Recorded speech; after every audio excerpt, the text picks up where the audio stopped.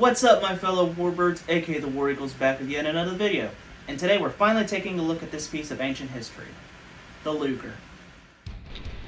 Considered by many to be one of the most famous and recognizable pistols ever created, the Luger was for its time a well-designed sidearm that would help lead the way in modern firearm technology.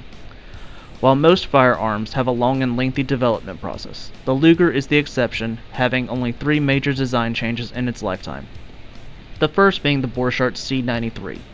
The Borchardt was originally created by a German engineer named Hugo Borchardt. The gun was made in 1893 and was the first ever mass-produced semi-automatic pistol. The pistol, while it saw limited success, was plagued by ergonomic issues rather than technical ones. Such issues included a long hand grip and uneven weight distribution. Nevertheless, the Borchardt C93 would lead the way for future development of the Luger.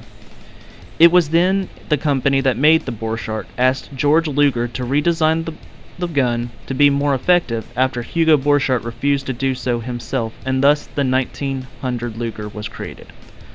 The model was chambered in 7.65 by 21mm parabellum, and would kickstart the success of the Luger, first being adopted by the Swiss Army. However, in 1904, the Germans would finally adopt it with some modifications. Thus, the model 1904 was created, with it being chambered in the famous 9 by 19mm parabellum that the gun has become known for. The gun, however, would see service in many other countries such as Brazil, France, and Belgium, and even later the North Vietnamese during the Vietnam War. Even the U.S. Army looked into adopting it, with it chambered in a .45 ACP. However, this was ultimately abandoned.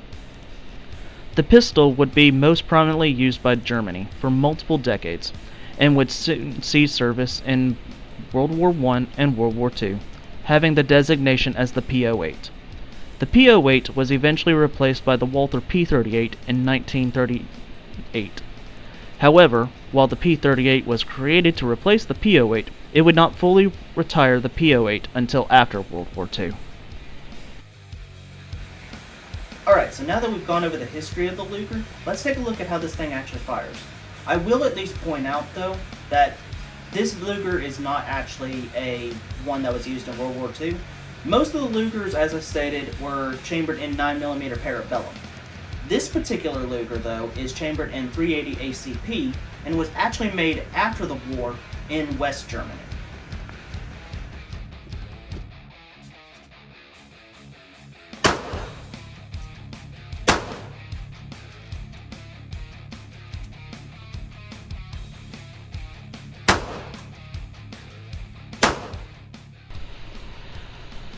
Now, aside from the slight malfunction that just happened, I really do like this pistol, and it fires quite well.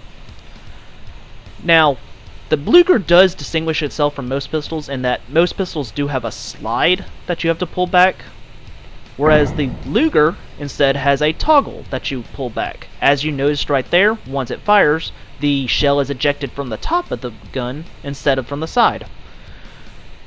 And then once it has completely emptied its magazine, as you will see in just a moment,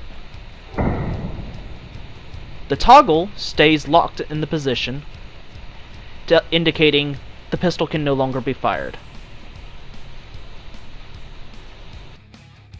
And that's pretty much going to conclude this video. Now, if I went into like the full detailed breakdown of the Luger, I could sit here all day. There's just a ton of information on it, so I was just trying to hit the highlights on this one.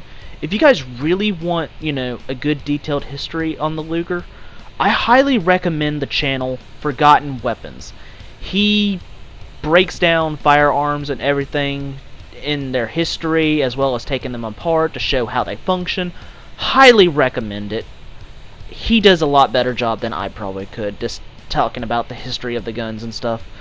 But of course, if you guys did like what you saw, don't forget to leave a like on the video. Subscribe to the channel if you guys haven't done so already. And don't forget that in the description there are links to both Patreon and Discord. If you want to join the Discord, just keep up with my day-to-day shenanigans, feel free to join that. And if you guys feel like donating and helping keep the lights on, you guys can always join Patreon, and it would be highly appreciated. And as always, I hope you guys have enjoyed.